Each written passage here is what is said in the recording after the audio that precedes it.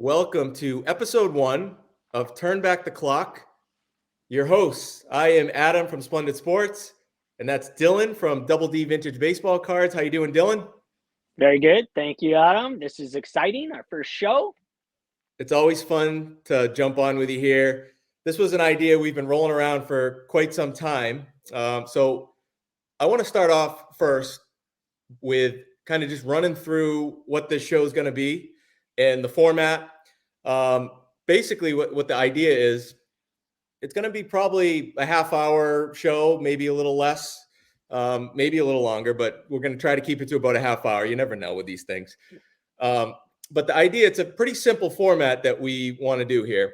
It's really 2 segments. So each we're going to do it every 2 weeks. What we're going to do, at least to start, who knows, maybe after we do some of these, we'll want to do more than every 2 weeks, but that's a good place to start. Where what we're going to do is we're going to start off each show. We're going to get nostalgic in every show. For the first 10-15 minutes, we're going to kind of zero in on something from the past in the hobby. It might be a player's cards. It could be a set.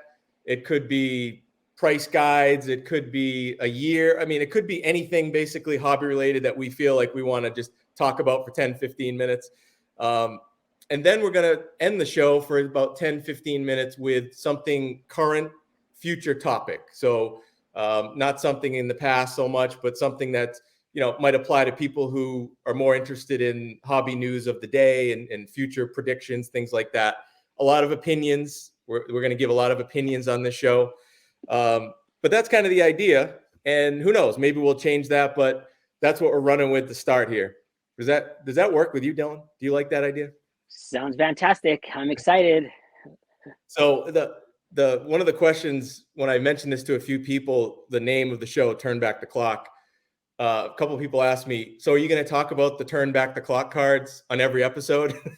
And I said, no, we love those, but I don't think we could do that.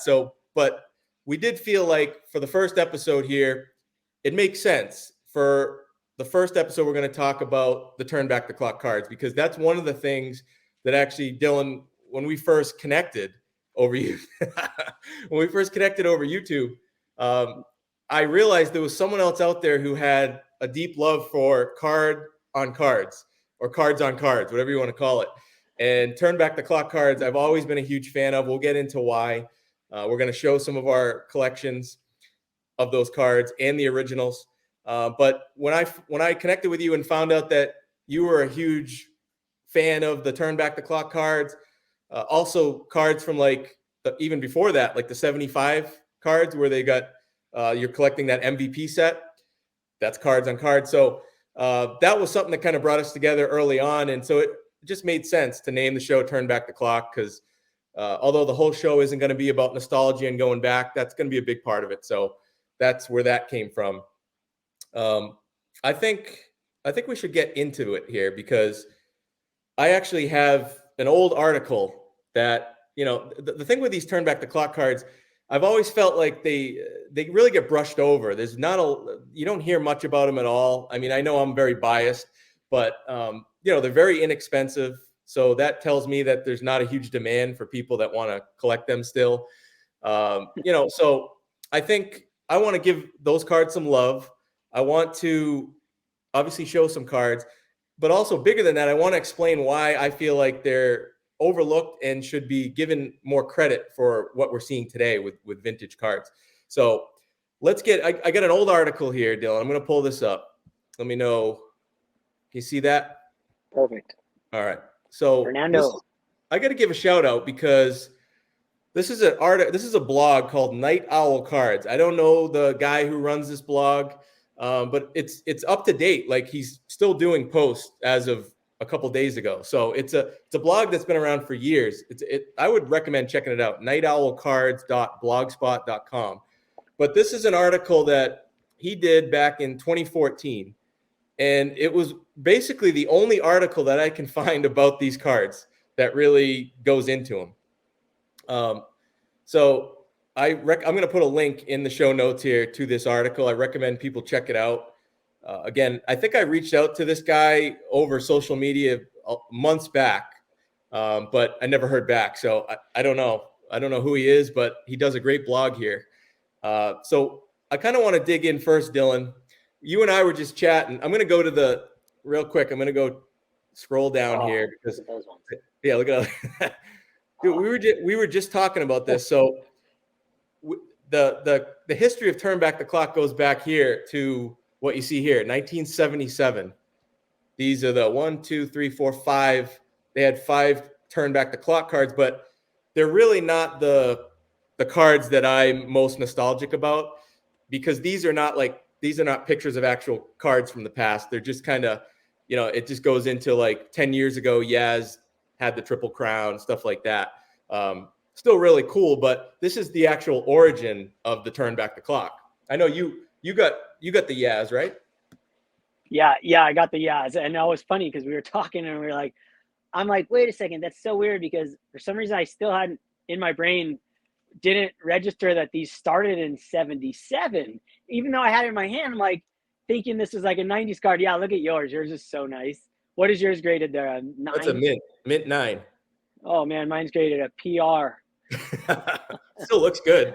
Oh, that's amazing. Yeah, so it's funny that's where it started, and that's not what we wanted to. That isn't what we were talking about when we decided to do this. It was the card on cards. That's what was relevant to us, in our era as collecting. But it was really cool to go back and realize I think that's where they started, was 77. Yeah. So continue on, Adam. You didn't. It's typical Topps, right? Like it's so random. They did that thing in 1977, and then years go by, almost 10 years, until 1986. 1986 Topps, they brought Turn Back the Clock back, but then they did it basically as you see here. These are 5 of the cards the 5 cards in the Turn Back the Clock subset. God, and those are sick. I have those. Yeah. I can't believe I couldn't find. I should have pulled them. The only one I only got the Willie Mays Turn Back the Clock. I have the other 4. Yeah, but I didn't bring them out for some reason. As someone who collects graded cards like me, like I look for these graded, like see if I can find them in 9s or 10s. Man, the Maris is so hard to find. Like I've had a save search for the Maris in like a graded 9 or whatever, or 9 or 10 for like years, and it never comes up. I know a lot of people don't grade these cards, but some of the other ones pop up pretty frequently, but the Maris never does. Yeah, you know what? That Maris, I'm so bummed because I actually won an auction. It was 99 cents. It was a buyback of the Turn Back the Clock of that exact one about a month ago. The card never showed up, so I ended up getting my money back. But I really wanted the card. It had the buyback stamp on it. So cool. Shout out to Shane from Shoebox Legends. But it was the Turn Back the Clock. I really wanted it. So yeah, I love that you're going after those in graded form. Are you trying to just do the Tiffany's or standard? No, I mean, it's kind of like whatever I find. I do have a few Tiffany's just because they popped up, and they're a little more expensive. The whole that's another episode we'll do is looking at Tiffany cards, because that's such an interesting thing that they did there with the Tiffany cards. But it's just any of the versions, O-Pee-Chee, Tiffany, the base, whatever, the regular Topps, any of them I can find in high grade, I always go for them, just because I'll say it now, like for me, these cards mean so much, not only to me, but this might be an overstatement, but I feel like a huge part of why we've seen over the last couple years vintage card prices skyrocket is because a lot of the people who've come back into the hobby grew up when they were kids, and they were opening these Turn Back the Clock cards out of packs. And this was honestly, I know for me, this was some of the first vintage cards I ever saw pictures of. Beckett magazines, but also these Turn Back the Clock cards. These were the first pictures I had seen when I was a kid of vintage cards, and that planted the seed. And I feel like that seed is kind of coming to harvest now for a lot of the guys our age, early 40s or whatever, that now are buying the vintage cards that these Turn Back the Clock cards helped develop a love for back in they came out 86 to 90. There was a 5-year span where Topps did these. So I really credit these cards with developing that appreciation of kids for cards that were, 10, 15, 20, whatever years old. Yeah, I agree 100%. I mean, you kind of always think back on what really got the love of vintage for me, and it a big had to do a lot with these turn back the clocks. Because 86, I was buying cards in 87 and 86, and guaranteed that is really what made the passion grow. And seeing these cards, I remember as a kid just looking at these and being like, that's basically, to me, that was as close as I was going to get to those cards. And then you see them in the stores, the real thing, and you're just like blown away. So these turn back the clocks, they're spectacular. I think it was genius of Topps to do these and to embed those like vintage players in our mind and keep the tradition of collecting in our minds. And I think you're very much accurate on the fact that I think a lot of us, even if we don't see that, even if we don't know that for a fact, I think psychologically we got a lot of guys in our era. That's what got us into vintage cards. Yeah, because kids now, they can just go on Instagram or Google, and you can literally see a picture and learn the history of any card you want, no matter how old, vintage. So but in the 80s, before internet, this was as close yet like we could get. I had a local card shop that had zero vintage, and that was the only one I could get to for many years. I had like one within really driving distance of where we grew up. So I never even saw vintage cards in person. It was either through Beckett magazines or these turn back the clock cards, or like, when Bowman did like reprints and stuff of vintage cards. That was it. So man, I feel bad for you, Adam. Love for him. I feel bad for you. I saw lots of vintage. My shop had vintage. I had a museum by my house. I loved vintage, but I think you're right though about the cards. Oh, the 87s. Look at those gems. So what I have pulled up here, because again, this is going to go out as a podcast too on basically all the podcast networks for Splendid Sports, but also we're going to alternate channels. So every 2 weeks we're going to do one of these episodes. So if you haven't subscribed to one of our channels, make sure you subscribe to both, because we're going to alternate where the episodes go on each other's channel. So that way you'll catch all of them. But yeah, so of all the years, 87 Topps. This is my favorite group of cards that they ever did for the turn back cards. Unbelievable group here. Yeah, and one's not even a real card. The Maury Wills doesn't even exist.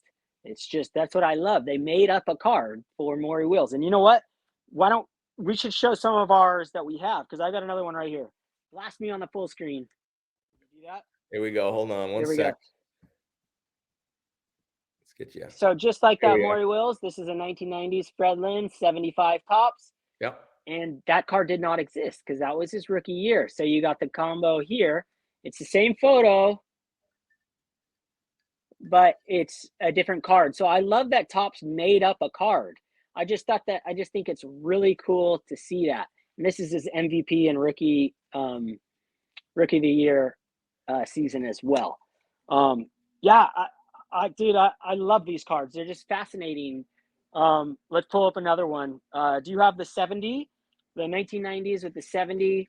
I got this guy right here, the Johnny Bench. Yep. Why don't you run through all your years, and I'll run through all mine.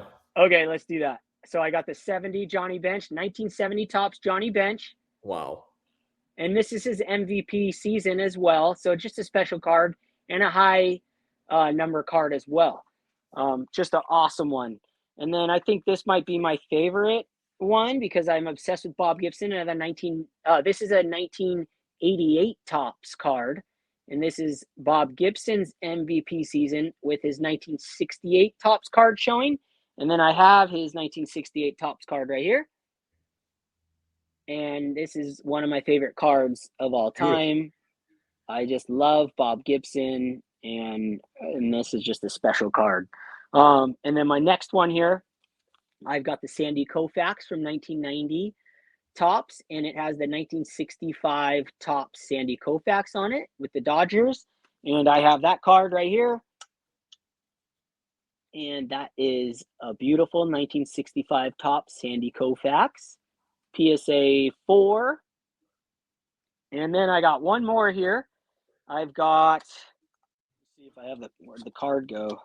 Got them out of order here. Uh-oh. Where is it? Where'd you go? Oh, here it is. I've got the 1988 tops with the 1963 Stan Musial. Just amazing. And then I got his card right here. I know you're going to be twinsies with me on this one for sure. Yep. So yeah, I love it. And I think collecting the cards that are on the card is just this awesome. I'm literally going to be going deeper down this rabbit hole as I go. So let's see some of yours. Let's see what we got. Pull this up. Here we go. All right, so I'm going to start now because I'm crazy. All these are graded, right? I just, of course, I love graded cards. High grades, probably 10s. Yeah. So I'm going to start oldest to newest. So we got first one here. Yeah. So that 77 Yaz turned back the clock in a PSA 9.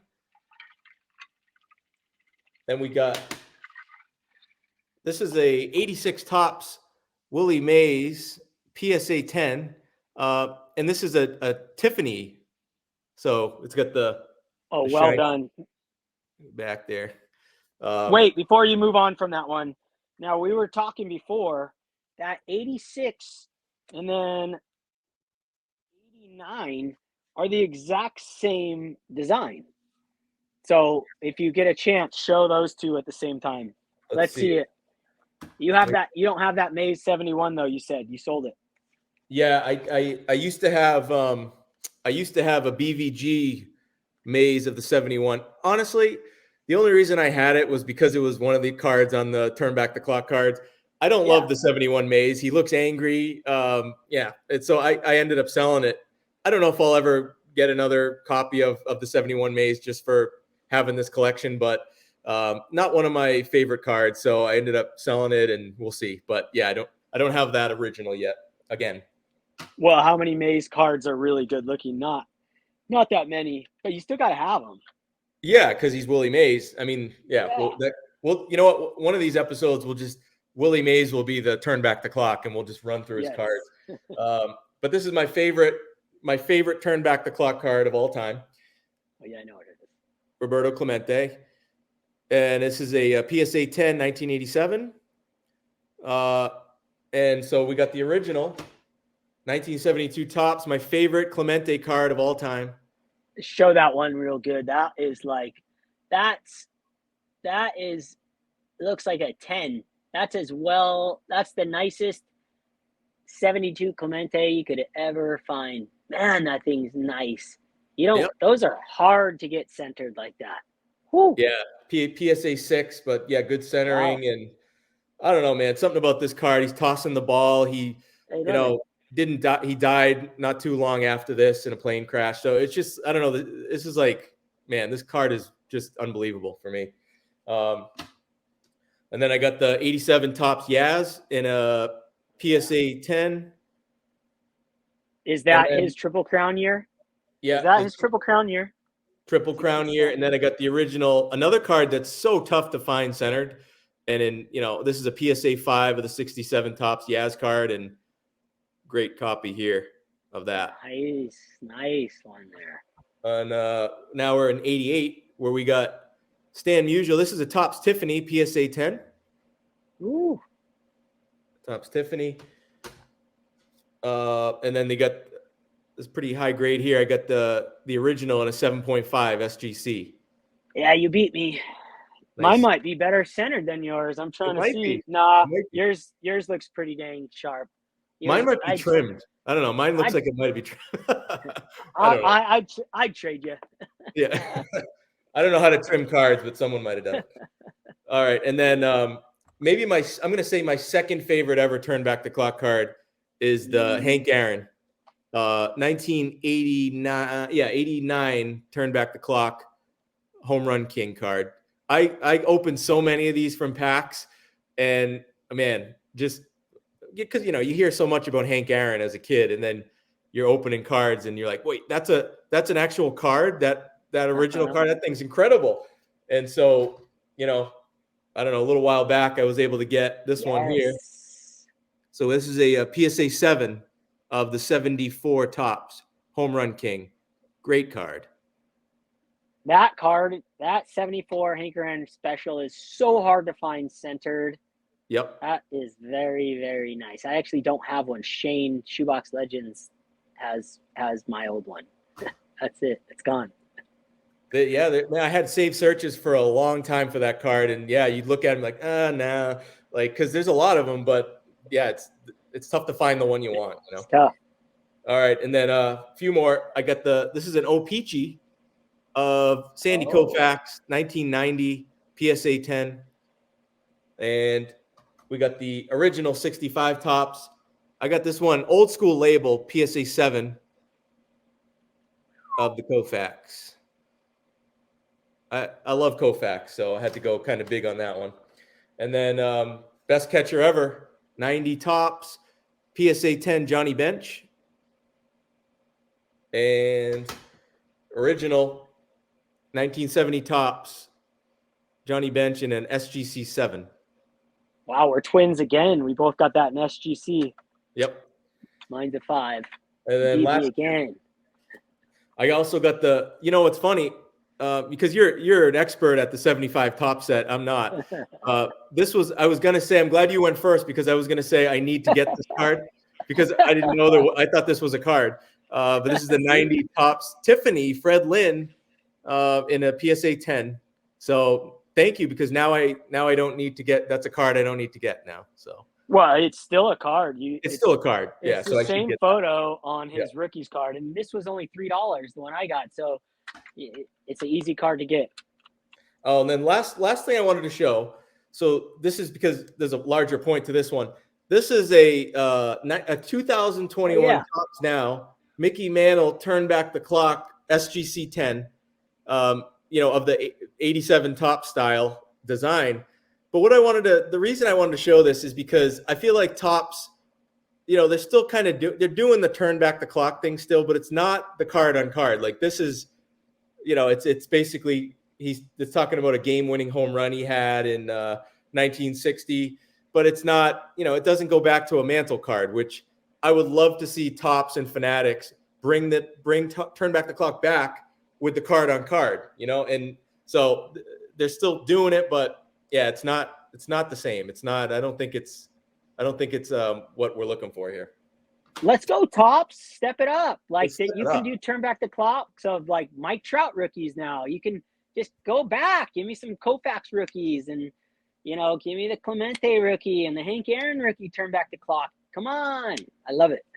There's so many things they could do that would appeal to, it's great for kids, right? That are open just like us. When we were open them up, it's going to, educate them, because even though there is internet, Instagram, Google, everyone lives in their little bubble on Instagram. They only see what Instagram wants to show them. So it's still hard to kind of branch out of your sports card feed.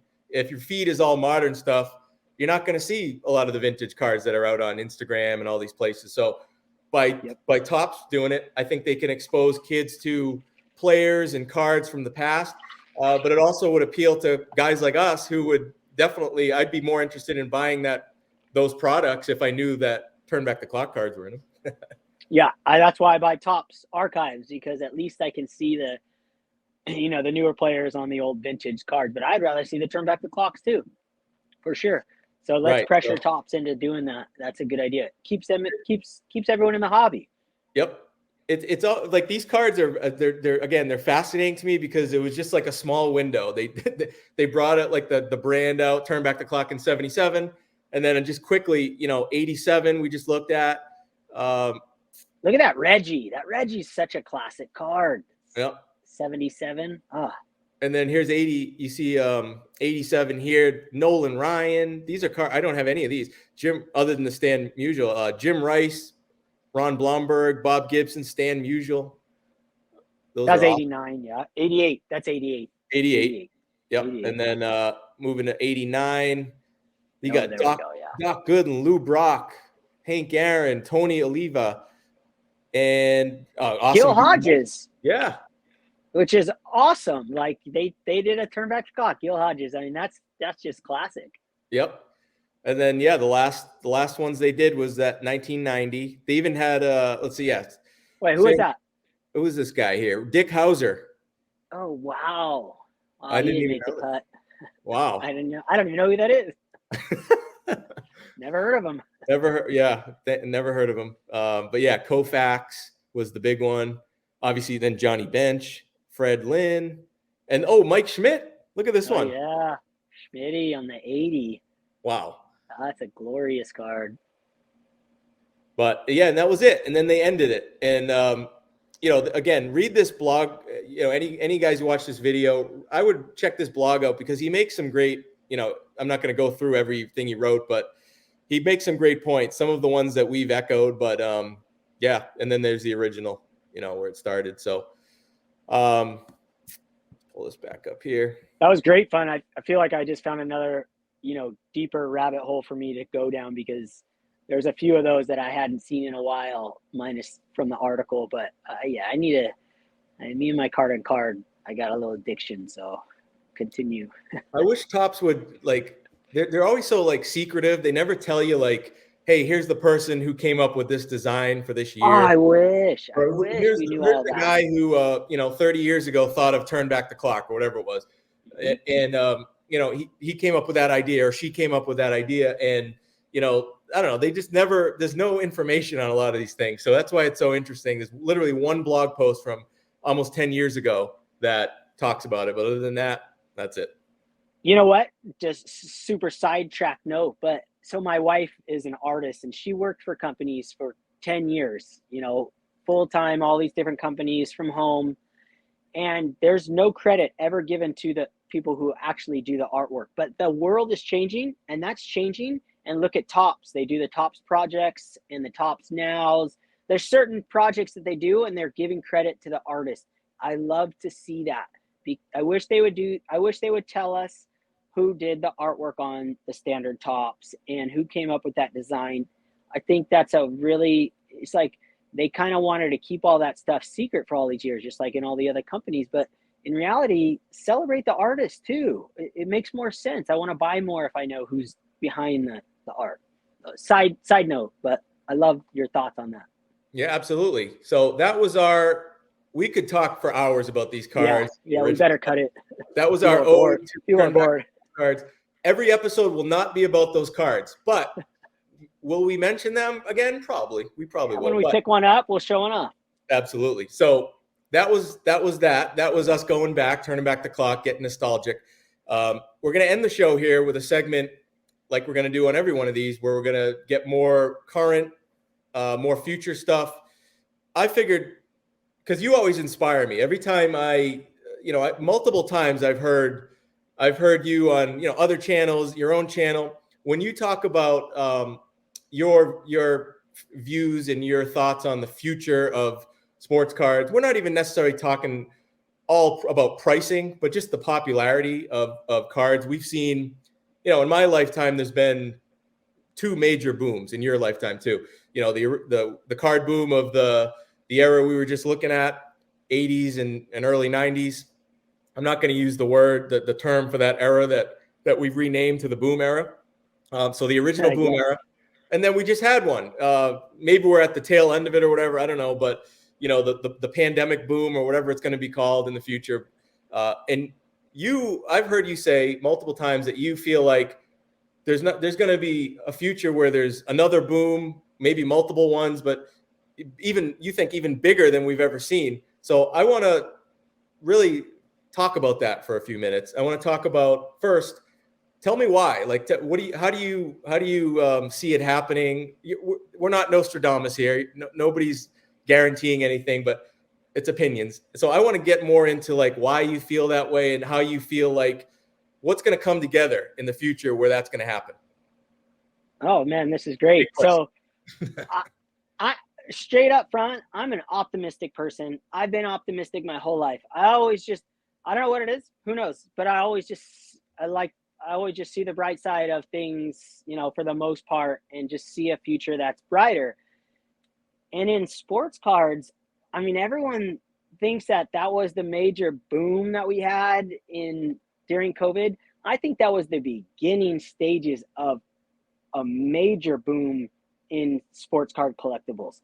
I don't think I'm not saying that a Mike Trout rookie card is going to be worth $7,000 again, or a bunch of like $6,800 again. To me, that's absurd. And there's certain cards that were crazy, but I think this was just the beginning of people getting back into collecting. And there's phases, just like in everything. There's different phases in society, and like clothing, like this fad's in, and it's like 80s is coming back, bright colors are coming back, things go in stages. I don't think we've even come close to hitting the peak collecting like number of collectors in the hobby. That I don't think we're even close to hitting the peak yet. Let me put it that way. And if I'm going to put a prediction out there, which I am, because I don't care if I'm wrong. I don't care if other people disagree with me. It's not like I'm just saying what I feel, and I'm getting more comfortable being on this platform. And the whole reason I started YouTube was to like talk about designs and of cards and things like that. But I really realized that I really do love the aspect of investing in the future of baseball cards, and I always have. And I said in my very first or second episode YouTube by myself, I said they were a marriage thing. I believe in both. When I buy something with real cash money, I want to make sure that thing, I want to, in my own mind, make it a point to think this is going to be worth more in the future, or at least the same. At least I'm not just throwing money at nothing. During that boom, I was not buying the cards that everyone is buying, or some people were buying. I was not buying that stuff. I thought that was absolutely crazy. The future boom, in my opinion, I'll throw it out there, is going to be high eye appeal, low grade. Just, it doesn't even matter the grade. High eye appeal vintage. I don't think their day in the sun has even touched the surface yet. I think these 3s and 4s and 5s and 6s that are out there that look better than the 8s and 9s that are off centered. I mean, there's so many 9s that I see that are what do you call that? I used to call them crooked, but now that I'm on YouTube, it's diamond cut. You know, Diamond there's cut, so yeah. many diamond cut. It's like Yeah. I had endless diamond cuts in my collection. And yes, I bought off center cards because off center cards are less expensive. But I don't know if they were always less expensive. I don't think that wasn't how my mind worked. But since going on YouTube, I've changed my complete mind. I'm one of those guys that I'm okay with changing my opinion, and I'm not going to stuck down a rabbit hole and stay in this is how I feel and never change my opinion about anything. I mean, this includes all aspects of life. I'm very open-minded about things, and I see a huge push that is leaning towards these these high eye appeal, low grades. And I think the future of our hobby is going to have a rush into vintage cards. And I think the boom that we saw, I think there's going to be a boom of vintage cards that look really appealing to the eye. And I think now's the time to focus on that. And for me, I'm selling everything I got that I don't love to look at. Now, I don't care if anyone else does this. This is my opinion and my thoughts. I think the boom that we had was just a free for all that got a bunch more people in the hobby. And for me, the crash that we saw from all those modern cards, to me, it should have been way worse and way crazier and way scarier. But you know what? I think a lot of those people are still in the hobby. And a lot of those people, you can see them, they're really focusing and turning their corner and looking at vintage. You see it all over the place. It's popping up everywhere. I mean, you see the Instagram of Matty C. Like, he isn't the reason I started this. I started this journey before I even knew he existed. You told me about him, and then I started following him. I think that's the future of the hobby. I think it's going to be eye appeal based, and it's going to be vintage cards, and I think there's going to be a huge boom, and I think we're going to see it. And I think even modern cards are going to have another day in their sun. Without modern collectors and without modern cards, the hobby is dead. Without flippers, without those type of people in this hobby, the hobby's dead.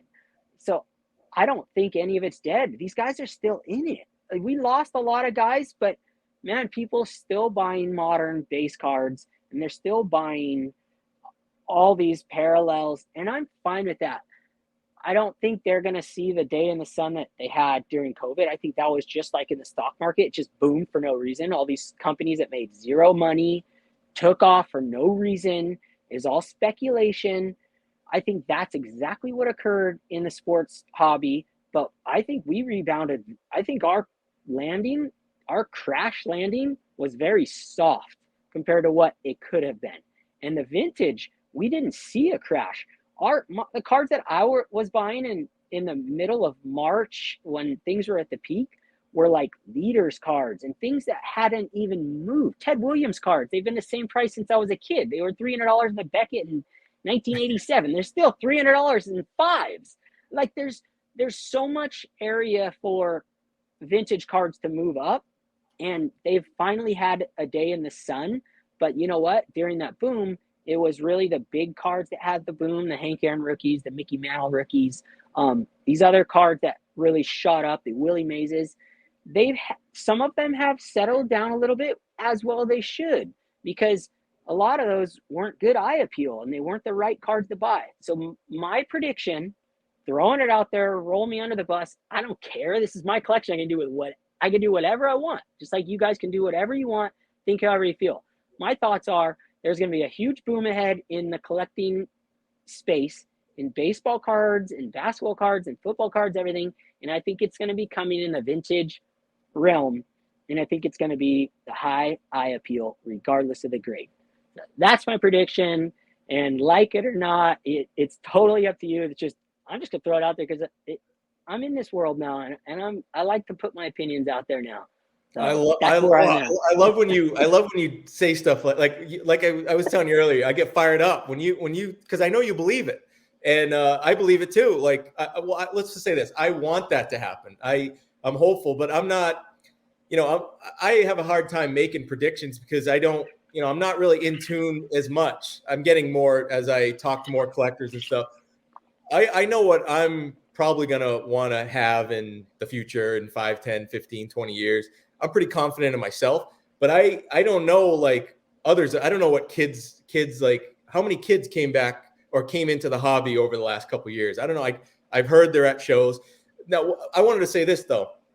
One of the reasons I wanted to have you talk about that and bring that up again is because you are one of the few people that I've encountered that's actually never left the hobby, never taken a break. Am I correct in that? It's been never taken a break my entire life. Literally, when I zoomed back in, I've been buying cards for a while, but I wasn't like in tune with the hobby like I am now. But when I got back a couple years ago, and like I started listening to a few podcasts and YouTube channels. When people like shows have people on there and they interview them, it's always like the same thing. It's like, I was into cards when I was a kid, and then I discovered girls, and then I stopped caring about cards, and then just got back. Like it's like 90% of that same story, which it's fine, but it's like everyone it seems like was into it during the boom era, then took a break, and then now they're back within the last 5 years or so, or something like that, 2 to 5 years. Whereas you are someone who has been in it for as long as you've been around. Since you were a kid. Really, right? Well, it doesn't make me smarter. Honestly, I'm just in the world now. I was by myself in Iraq. But if you talk to anyone I went to high school with, I've said this story before. I was at a funeral of a friend. And I had someone come up to me and say they heard a rumor that I bought my first house with my baseball cards, because everyone knew I collected baseball cards. No matter who you were in my school or any friend I ever had knew I collected baseball cards. I never stopped. I love it, but it was by myself. I never talked to people about it. So my opinions are simply just my opinions. Like I bought so many. I mean, I used to have a bunch of Jordan rookies, and I sold all that stuff. So I sold them because they doubled in price, from like $400 to $800. And it's like, wow, no brainer. I'm 23 years old. I'm going to sell these things. Now, was that the smart move? Of course not. I should have saved them until the boom and sold them at 10 grand each. But now that I'm in this world, I'm learning a lot more, and the knowledge that I've gained all my life about things, I'm really putting myself out there, and I'm literally selling. I've sold 200 cards, graded vintage cards this year that I I do not think will be worth more in the future. Or if they are, it'll just be more of just like because vintage will be growing, but it's the eye appeal wasn't there for me. So I'm just unloading them, and I'm trying to sell 10 cards every week. Um, so I'm okay with that. Yeah, and I've never left the hobby. I've been in it my whole life by myself, always buying cards. I mean, I've gone through different phases of buying boxes and ripping things. So this whole new world of being involved and actually learning about like high numbered cards and what like things are. I don't know all that stuff. I knew they're high numbered cards, but I never asked somebody. I never like researched it. It's just like, well, that card's expensive. The Rod Crew rookies, it's expensive. Why is it? Well, I don't know, but now I know. Why are all these certain cards expensive? Well, I just knew they're expensive. I never had that road that I went down, except for the magazines I get that I read. I only knew like this much. But since YouTube, my knowledge has expanded huge. But that doesn't change the fact that I'm just a person taking guesses of the future. Well, and the last thing I want to just dig into a little more is, I think for that prediction to come true, for there to be another boom and things to grow even further in the future. Who knows what it might be next year, 5 years, who knows?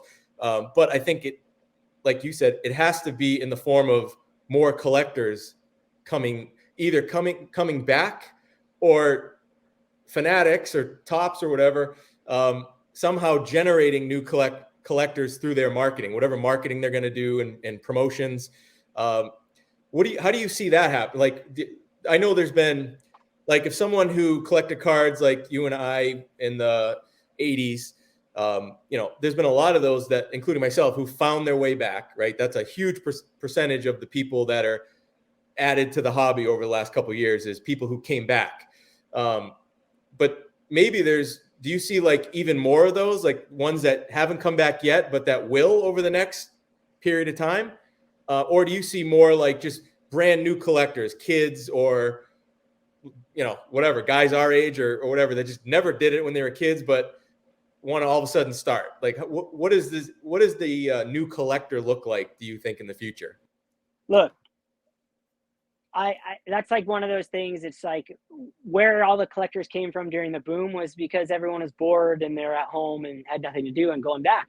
I don't know where the future collectors are going to come from, rather than the fact that just things go in cycles, and with Fanatics owning, and MLB and NBA and NFL owning a piece of a baseball card company now, that's where it's going to come from. You're going to see this stuff on TV. I mean, that's my thoughts. And Fanatics put billions of dollars out there, millions of dollars. They're going to keep pushing this thing. They're not going to want their business to crumble.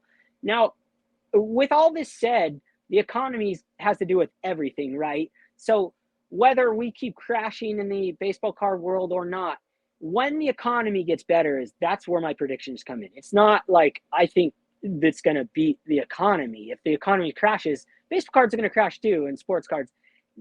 But what happens in a crash is that the cream rises to the top when it's all done. You buy your Apple stocks and your Disney stocks when the world's crumbling, because when it stops crumbling, those take off, and those have the power to continue on.